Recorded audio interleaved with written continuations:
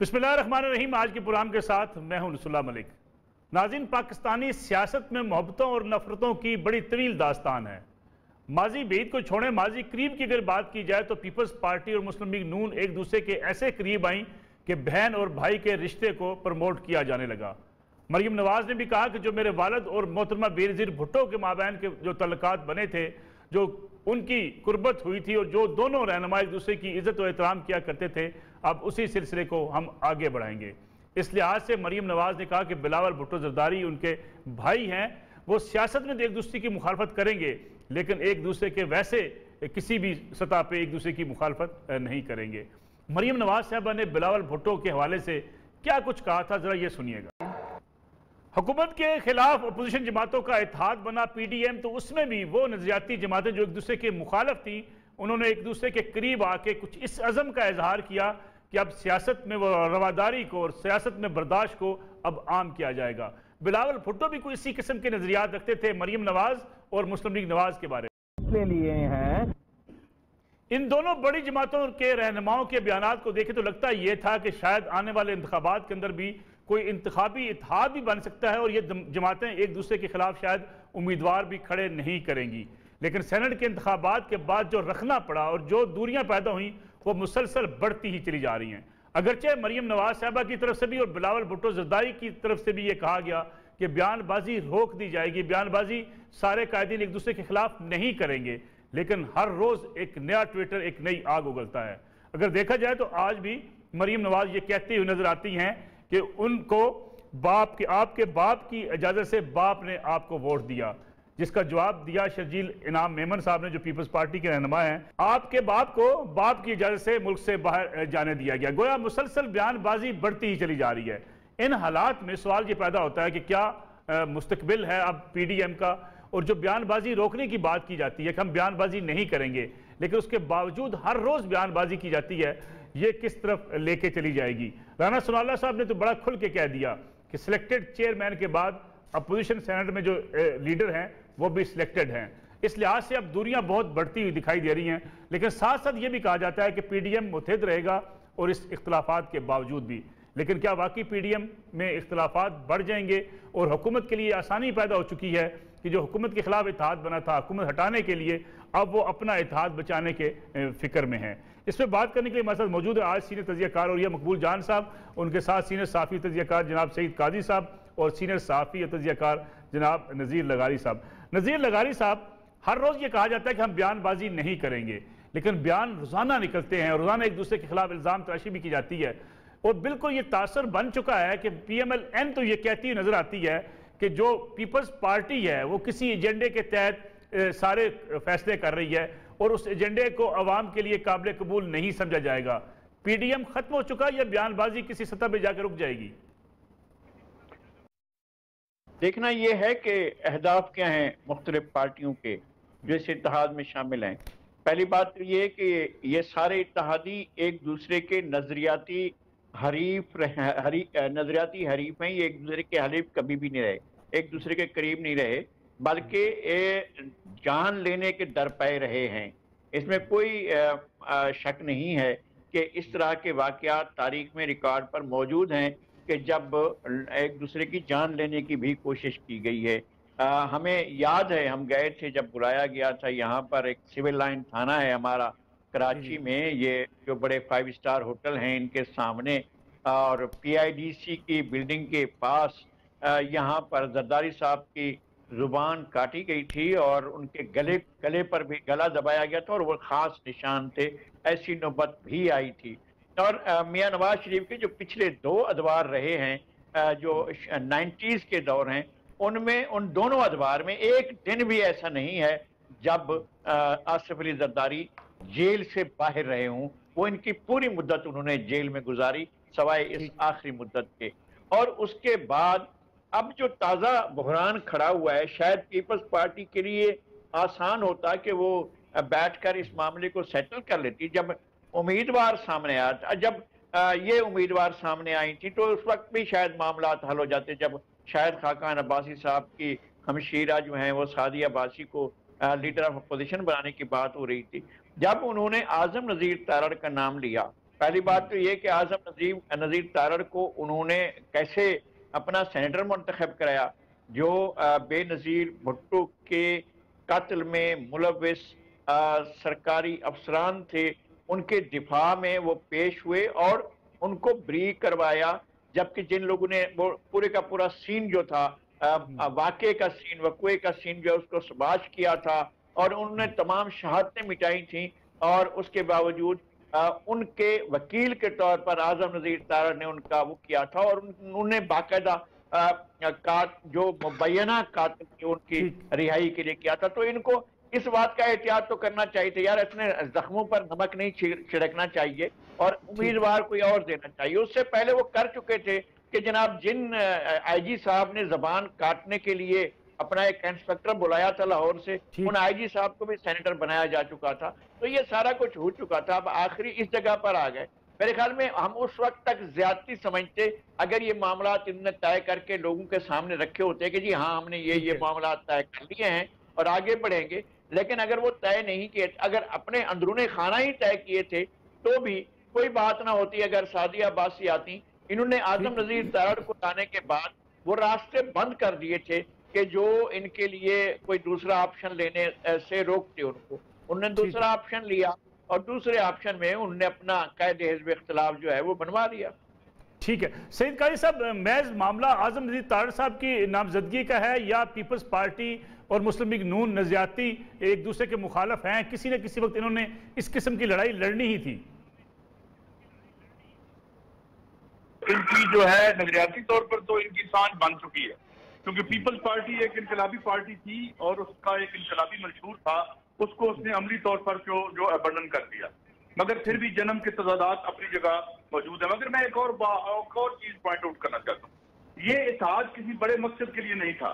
ये मियां नवाज शरीफ साहब की जो डायनेस्टी है की बहाली के लिए था, और जो जरदारी साहब हैं वो भी रियासती इदारों की जद में थे। जो केसेस मुबैना तौर पर या जो पैसा वैसा जो बताया जाता है कि लूटा गया, उन केसेस में उनको मिल गई। और अभी जो नजीर लगारी साहब ने बड़ी मेरे ख्याल में सराहत के साथ इस पे बयान कर दिया है कि जो पीपल्स पार्टी के साथ उसके वर्करों के साथ होता रहा, जहाँ पे 16-16, 17-17 साल के बच्चों को, जो सलमान गनी था शायदा जबीन का भाई, 17 साल की उम्र में लाहौर में फांसी लगी थी, उसको पीपल्स पार्टी का वर्कर था, और तो क्या क्या नहीं हुआ।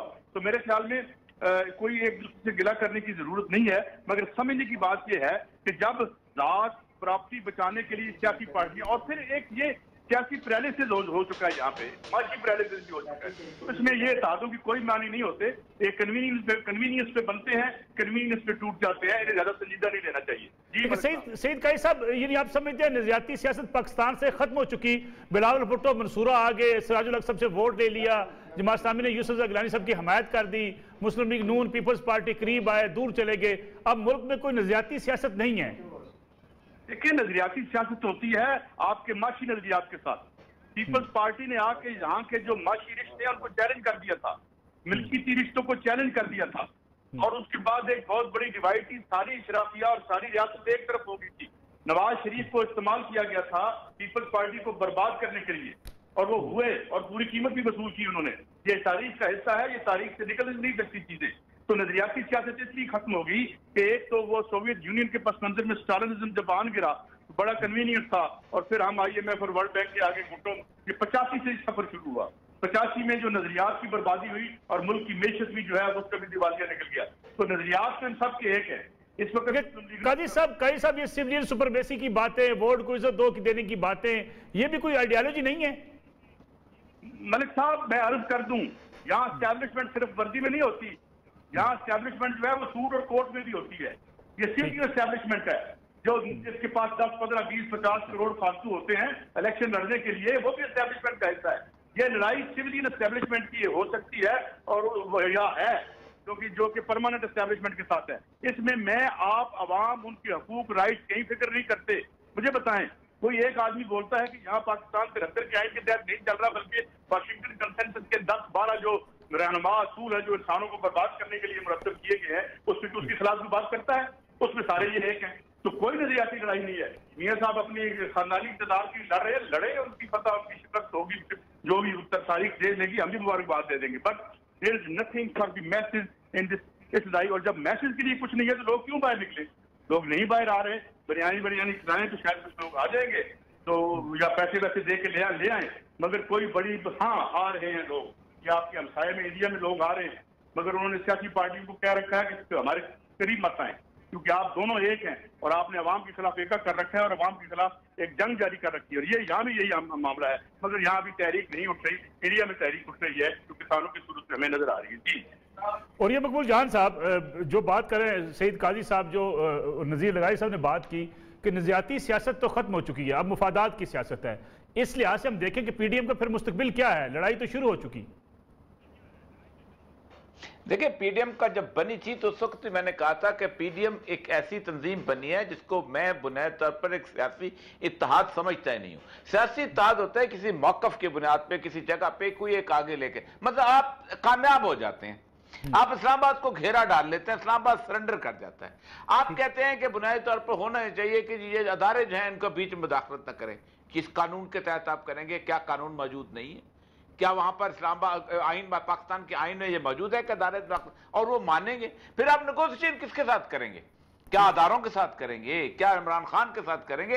तो ये बेसिकली बंद करने की मूवमेंट थी, चल रही थी, इसी तरह इसका नतीजा निकलना था। और ये 11 पार्टियां को नहीं, ये जो हवा दुनिया को बताया ना 11 पार्टियां, 3 पार्टियां बुनियादी तौर पर आप पार्टियां गिन लें, एक ऐसी पार्टियां जिनका एक एक बंदा नहीं है, ना सेनेट में, ना कौमी असम्बली में, ना सूबाई असम्बली में, आप गिनते चले हैं। तो बुनियादी तौर पर 3 पार्टियां थी, उनमें 2 ऐसी हैं कि जो रूट आउट हुई हैं अपने मामले के अंदर, और वो उनका इंतकामी सूरत हाल थी।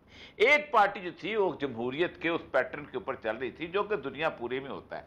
अगर आप ये समझते हैं कि जमहूरियत इनकलाब के लिए बनी है तो इससे ज्यादा बेवकूफ़ी वाली बात नहीं। दुनिया में किसी मुल्क में जमहूरियत ना इनकलाब के लिए बनी है, स्टेटस को की चीज़ है, स्टेटस को के साथ चलते हैं। एक जगह टाटा बिरला पैसे देता है, दूसरी जगह दाऊद और फलाना पैसे देते हैं, तीसरी जगह जो रॉकफेलर पैसे देता है। वो पैसे जो हैं उससे जर्नैल भी उनके साथ होता है, जर्नलिस्ट भी साथ होता है, जज भी साथ होता है, सब साथ। ये मुकम्मल तौर पर एक एस्टैब्लिशमेंट है। मसला सारा यह है कि बुनियादी तौर पर लड़ाई जो थी सारी इसके अंदर हुआ ये कि एक हार्ड लाइनर ये समझता था कि मैं कोई भी हो जाए, मौलाना फजल रहमान और मरीम नवाज, कि कुछ ना कुछ हमने इसमें इसको तलपट कर देना सिस्टम को। स्टेक कोई नहीं था, ना मौलाना फजल रहमान का कोई स्टेक था, ना नवाज शरीफ था, और ना मरीम नवाज का कोई स्टेक था। स्टेक सिर्फ एक बंदे का था सिस्टम के अंदर, और वो था आसिफ नवाज सरदारी और बिलावल भुट्टो। वो असेंबलियों के रुकन थे, उनके स्टेक्स के ऊपर कुर्बानी नहीं की जा सकती उनके साथ। और दूसरी बात, 2 स्ट्रेटजी थी पूरे इसके अंदर, एक थी सरदारी की स्ट्रेटजी, एक थी उनकी स्ट्रेटजी। वो कहता था कि तुम्हें मैं जानता हूं, ठीक है, तुम्हारी स्ट्रीट में कोई पावर नहीं है, तुम असेंबली में आओ।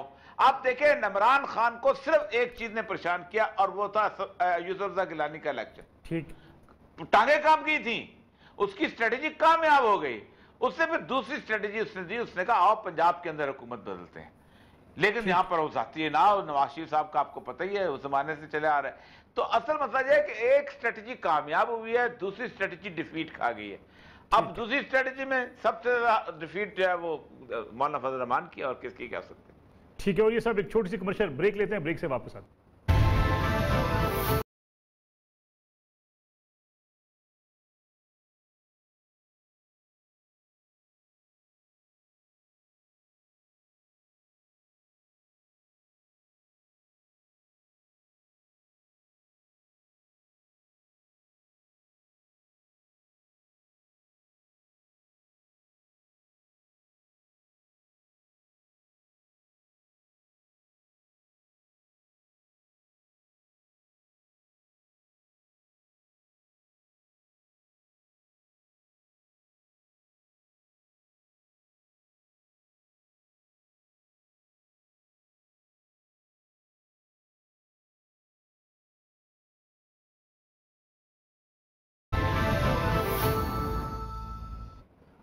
पुराने एक बार फिर खुशामदीद नज़ीर लगाई साहब, ये बताइएगा कि जो बयानात दिए जा रहे हैं लीडरशिप की तरफ से, राना सनाउल्लाह बोल रहे हैं, शर्जील मेमन साहब का ट्वीट आ गया, बहुत से ट्वीट किए जा रहे हैं, तलाल चौधरी साहब से इसका आगाज हुआ था, क्या ये लीडरशिप की मर्जी के बगैर हो रहे हैं? लीडरशिप कैसे इजाजत दे सकती है? बात यह है कि सियासी अखलाकियात सियासी उसूलों की बुनियाद पर होती है। यहाँ पर प्रिंसिपल कहाँ काम कर रहा है? बिलावल साहब ने जब कहा था कि जनाब वो वहाँ मंसूरा पहुंचकर कहा था कि जी जमात इस्लामी और हम एक जैसा सोच रहे हैं, या पहले हम भी कभी नहीं रहे हैं, दोनों नहीं रहे हैं कभी इस्टेब्लिशमेंट का हिस्सा। तो ये तो मुझे अजीब बात लगी थी। मैंने उस वक्त भी अर्ज किया था कि जनाब ये जो प्रोफेसर गफूर, मेरा बहुत एहतराम करता था उनका, प्रोफेसर गफूर, महमूद आजम फारूकी, चौधरी रहमत अलैह, ये तीनों जनरल जिया की काबीना में थे ऐन उस वक्त जिस वक्त और जिस रोज भुट्टो साहब को फांसी दी गई। आप कैसे कह सकते हैं कि ये इस्टेब्लिशमेंट के साथ नहीं रहे? और उसके बाद जो है वो और बहुत से मौके थे। पूरा जब गैर जमाती इलेक्शन कराया गया तो जमात इस्लामी उनके साथ थी और उनका नुक्ता नजर यही था कि जनरल जियाउल हक जो कुछ भी कर रहे हैं वो ठीक कर रहे हैं, ये उनका नुक्ता नजर था। और उस वक्त यानी अगर इस्टेब्लिशमेंट जनरल जियाउल हक का नाम था उस वक्त की, तो वो उनके साथ थे। तो लेकिन ये कि इन्होंने वोट लेना था और उन्होंने जाकर ये बात कर ली कि जनाब हम जो है वो आए हैं और हम और उन्होंने ऐलानिया नहीं किया था। ये जो वोट अभी मिला है उसका वो तो इन्होंने वहां कमिटमेंट कर ली थी मंसूरा जब ये गए थे, लेकिन उसका ऐलान नहीं किया गया था। एक और वोट जो है जब यूसुफ रजा गिलानी साहब को देने के लिए बात की गई थी तो इन्होंने उसको तश्तज़बाम कर दिया था, इसलिए जमात इस्लामी बाइकआउट कर गई। उन्होंने कहा वो भाई ये क्या करेंगे। अब भी जमात इस्लामी की तरफ से नहीं कहा गया, वो इनकी तरफ से कहा गया कि जमात इस्लामी ने भी एक वोट दिया है। तो ये कि कोई प्रिंसिपल है या कोई ऐसी चीज है, ऐसी चीज तो इसमें कोई भी नहीं है। मैं कहता हूं कि नून लीग को बहुत जल्दी क्यों है कि, और ये कि मैं अकेला ही अपनी प्लेट लेकर बैठ जाऊं और कोई इसके करीब भी ना आए। तो इधर तो इन्होंने अपने, मेरे ख्याल में कहना चाहिए कि खून पर भी खामोशी अख्तियार की और उस पर बैठकर इन्होंने जो है वो लोगों के साथ बैठकर बातचीत की है। और मियां नवाज शरीफ अपने इक़्तिदार के जख्म को नहीं भूल रहे हैं। पाकिस्तान के एस्टेब्लिशमेंट ने तय किया था कि 1977 के बाद कि पीपल्स पार्टी को पंजाब में नहीं आने देना है और अब तक नहीं आने दिया गया। और नवाज शरीफ ये चाहते हैं कि मैं हर आर्मी चीफ के साथ लड़ाई भी करूं और पंजाब किसी और के पास जाए नहीं।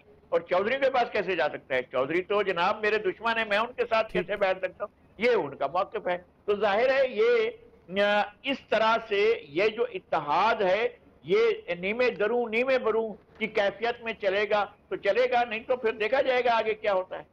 ठीक है सईद काजी साहब, जमात इस्लामी का वोट देना यूसुफ गिलानी साहब को, बिलावल भुट्टो साहब का मंसूरा आना, कुछ लोग कहते हैं कि ये एक बड़ी एक लार्जर पिक्चर है, एक नया सफबंदी हो रही है, नया कोई जो है वो इत्तेहाद बन सकता है और मुस्तकबिल की सियासत में पीपल्स पार्टी का भी कोई किरदार होगा। ये क्या उसी की सफबंदी हो रही है? देखिए मैं कोई ऐसी ये नॉन इवेंट्स के ऐड में हम जिंदा हैं। तब्दीली क्या होगी? तब्दीली ज्यादा ये हो जाएगी जनाब के ये एक पार्टी की ये दूसरी आ जाएगी। लेकिन जिस तब्दीली की बात इमरान खान ने की थी या जिस तब्दीली की बात आवाम करते हैं वो तब्दीली कहीं दूर दूर तक नजर नहीं आ रही। किसी पार्टी, कोई पार्टी अगर तब्दीली हो जाती है तो ये तीनों पार्टियों में से इनकी लीडरशिप जो है वो वैसे ही बाहर हो जाएगी।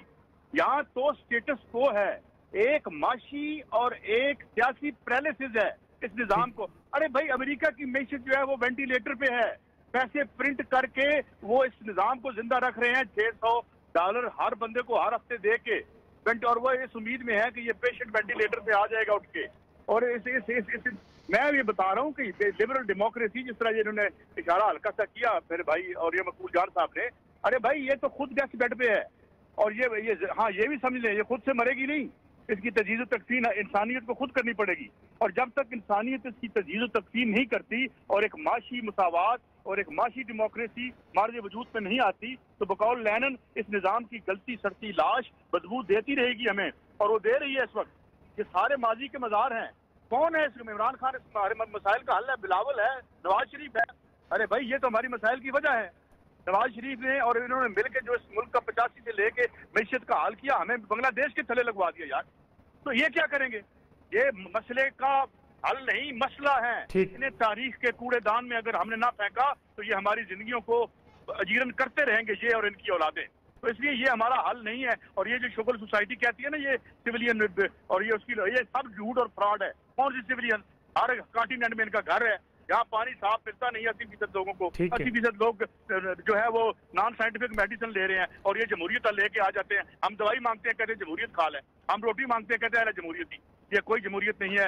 ये काले धन की खौफनाक और गंदी डिक्टेटरशिप है, जो अगर नहीं टूटेगी तो जिंदगियां जीरन रहेंगी। जी मलिक साहब। ठीक है। और ये मकबूल जान साहब, जमात इस्लामी के पास बिलावल भुट्टो का चल कर आना, आपको भी लगता है कि कोई नई सफबंदी हो रही है, कोई मुस्तकबिल का नक्शा तब्दील हो रहा है, पीपल्स पार्टी किसी नए निज़ाम में हिस्सेदार होगी? देखिए, मसला सारा यह है कि जमात इस्लामी जरदारी दफा दो दफा आ चुके हैं। पाकिस्तान की सियासत के डोनर्स एक हैं, ये कोई नहीं जानता। अकबर बुगटी कहा करता था कि फलां शख्स जो एक लीडर के बारे में, बहुत बड़ा लीडर था, फौत हो गए बेचारे, कहता है वो लीडर और दूसरा लीडर दोनों को लंदन में ठहरने के लिए पैसे एक सरमायादार देता है। और ये पाकिस्तान में नहीं है, ये दुनिया पूरी में। सही बात करें, अवाम को क्या दिलचस्पी है कि एस्टेब्लिशमेंट ही नहीं पता अवाम को, उनको क्या दिलचस्पी है एस्टेब्लिशमेंट रहे या ना रहे, उनको तो कोई। और ये नारा लगाया जाता है कि जी वोट को इज्जत दो, अवाम को क्या वोट को इज्जत? क्या 4 रुपए की चाय के ऊपर तो वोट बिकता है पूरे मुल्क। और वोट तो पाकिस्तान के अंदर कभी अवाम की राय का हुआ ही नहीं। 4 बदमाश होते हैं गांव के अंदर, हीरोइन बेच रहे होते हैं, वो वोट दिलवाते हैं, उनके खिलाफ वोट को दे, अगले दिन उसकी लाश लटक रही होती है।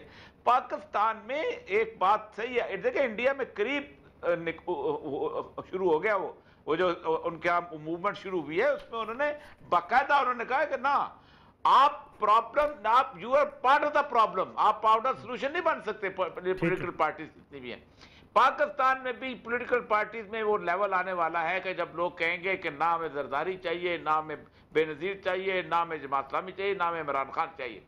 पाकिस्तान में ये वक्त आने वाला है, क्योंकि जिस सतह पे ये ले आए हैं इकॉनमी को, जिस सतह में लोगों की हालत को पहुंचा चुके हैं, सारे के सारे जो है ये सारे के सारे मुजरम के तौर पे होंगे पब्लिक के सामने।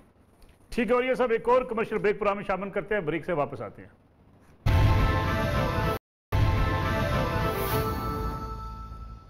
प्रोग्राम एक बार फिर खुशामदीद। नज़ीर लगारी साहब जो और ये सब बात कर रहे हैं, सईद काई साहब बात कर रहे हैं कि पॉलिटिकल पार्टी से लोग इनडिफरेंट होते जा रहे हैं, लेकिन कैसे होगा? आवाम निकलेगी बाहर कैसे? यही लीडर्स हैं, यही सियासी जमातें हैं, और फिर जो जमातें करीब आती हैं तब उनके बयानबाजी कुछ और होती है, जब लड़ती हैं तब बयानबाजी कुछ और होती है। कारकुन पे इसका कितना असर पड़ता है? सबसे ज्यादा जो है वो कारकुन मुतासर होता है, और शायद आजकल ना हो। पिछले जो जब काजी साहब फरमा रहे थे कि जब स्टालिनिज्म का ज़वाल हुआ तो उसके बाद जो है वो सोसाइटी को, ओवरऑल यहाँ नहीं बल्कि पूरे सोसाइटी को और दुनिया में ग्लोबली ये किया गया कि डीपोलिटिसाइज किया जाए और इररिलेवेंट किया जाए। पॉलिटिकल पार्टीज को और आवाम के दरमियान अगर कोई रिश्ता है तो उसे तोड़ दिया जाए। तो अमलन ऐसा किया गया, और ये हर जगह पर हुआ, सिर्फ यहाँ पर नहीं हुआ है। और जो पहले इश्यूज होते थे और इश्यूज पर बात होती थी, वैसे वो इश्यूज भी नहीं रहे, वैसे वो बात भी नहीं हुई है। यूरोप में भी ऐसा होता था कि जनाब किसी एक इशू पर जो है एक क्रॉस द पूरे के पूरे सब कॉन्टिनेंट के अंदर जो है वो हड़ताल भी हो जाती थी, सारा कुछ होता था।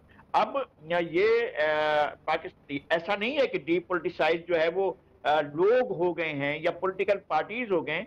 इंटेंशनली जानबूझकर इंटरनेशनल एस्टैब्लिशमेंट ने और हर इलाके के लोकल एस्टैब्लिशमेंट ने ये तयशुदा फार्मूले के तहत सोसाइटीज को डीपोलिटिसाइज किया, ताकि और साथ में एक और सेक्टर लाए। वो एनजीओ सेक्टर था कि जो जाकर पॉलिटिकल पार्टी के स्पेस को ले रहा था, और पॉलिटिकल पार्टीज के बारे में ये तय किया गया कि अगर कोई चीज ये खा पी रहे हूं तो इस पर नजर ही नहीं डालो, सिर्फ प्रोपेगेंडा बहुत करो, खौफ ज्यादा वो करो, और उनके ऊपर ज्यादा कुछ नहीं कार्रवाई की जाए, और बस इनको खाने दो ताकि इसी में ये मसरूफ रहें और इनके ऊपर कोई बात पुरस ना हो, इनसे कोई पूछा ना जाए। बस इसी तरह पूछा जाए कि कुछ दिनों के लिए एक अच्छे रेस्ट हाउस में भेज दिया कि जी आप इधर जाकर रहो कुछ दिनों के लिए, और दौलत सारी इनकी जो है वो इनके कब्जे में रहे। ये सारा कुछ ये तयशुदा उसके तहत हुआ।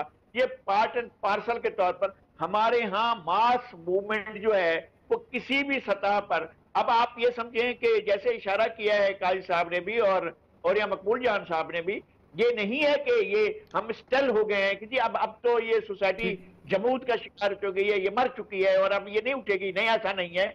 लोग उठेंगे, लोग फिर एक दफा फिर स्ट्रगल की तरफ जाएंगे, और ये हो सकता है कि ये सारे लोग ना हों और ये इररिलेवेंट लोग ना हों, और लेकिन बहरहाल कोई ना कोई ऐसी फोर्स होगी या आएगी या जन्म लेगी या पैदा होगी या हालात पैदा करेंगे कि जो अवाम की कुव्वत को लेकर इस सारे स्टेटस को तोड़ने के लिए आगे बढ़े। मेरा ख्याल है कि ऐसा मुमकिन है और हो सकता है हमारी जिंदगी में हो, और हमारी जिंदगी भी बड़ी ऐसा नहीं है कि अहम है, लेकिन ये कि ये भी हो सकता है कि हमारी जिंदगी के बाद हो, लेकिन ये होना है, इसको रोका नहीं जा सकता। ठीक है सईद काजी साहब, हुकूमत के ऊपर से दबाव टल गया पीडीएम के आपस के इख्तलाफात की वजह से, इन बयानबाजी की वजह से?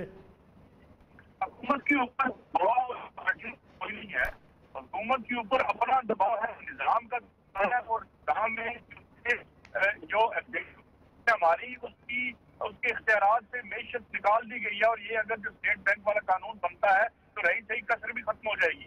तो सामने हुकूमत है, पीछे वारदात कोई और कर रहे हैं, गोरे सेठ कर रहे हैं या यहाँ के माफिया करते हैं, वो वारदात करते हैं, गाली गवर्नमेंट को पड़ेगी, वो दबाव तो रहेगा।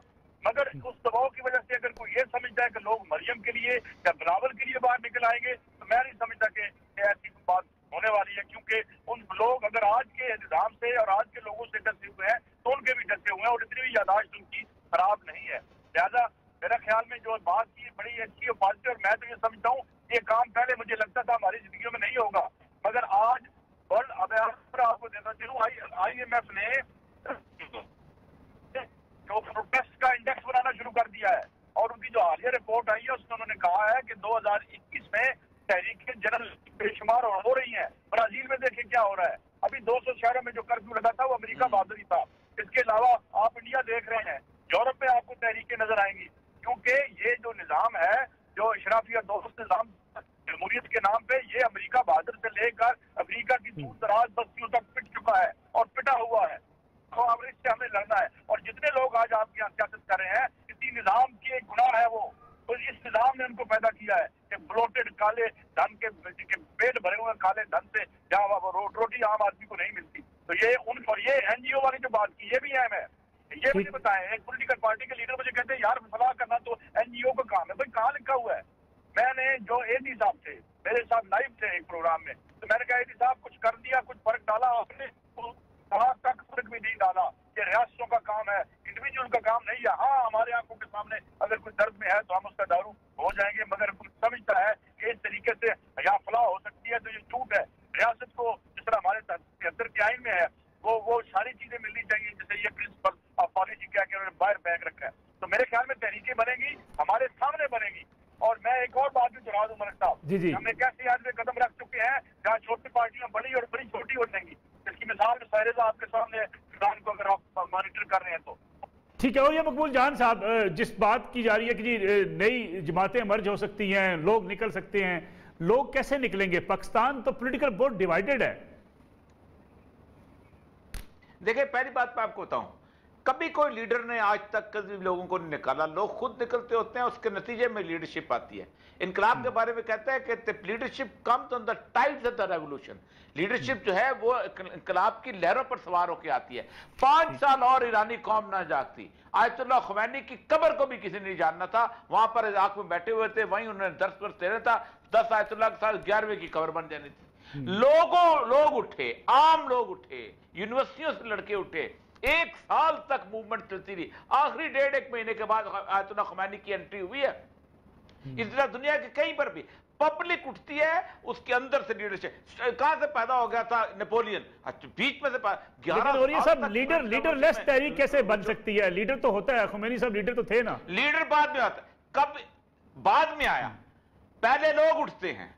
पहले लोग, कभी भी ऐसा नहीं हुआ कि लोग ना उठे और लीडर लेके चला जाए। या तो लोगों के अंदर ख्वाहिश होती है तो लीडर आ जाता है, बहुत शदीद किस्म की ख्वाहिश, लोगों की ख्वाहिश के बगैर, लोगों के सताए होने के बगैर, लोगों के मरियम नवाज, इमरान खान, ये जो बेनजीर, इनसे लोगों के दिल भरे हुए हैं। लोग किसी भी वक्त, मैं कहता हूं ये भ्रष्ट है, गुब्बारे के बारे होता जाए कि गुब्बारे में मवाब बढ़ते जाते हैं, हम समझते लंबा हो रहा है, एक दिन आपके मुंह पे आके फटता है। वही कैफियत हमारी हुई है। इनकलाब वाले कहते हैं टिपिंग पॉइंट। एक गधे के ऊपर आप ना लकड़ियां रखते जाते हैं, 1, 10, 15, 2000, अचानक 2000 तक ठीक रहता है, अचानक 2001 रखते हैं तो गधा हड़बड़ा के उठ जाता है। ये हम कौम उस टिपिंग पॉइंट पे पहुंच चुकी है।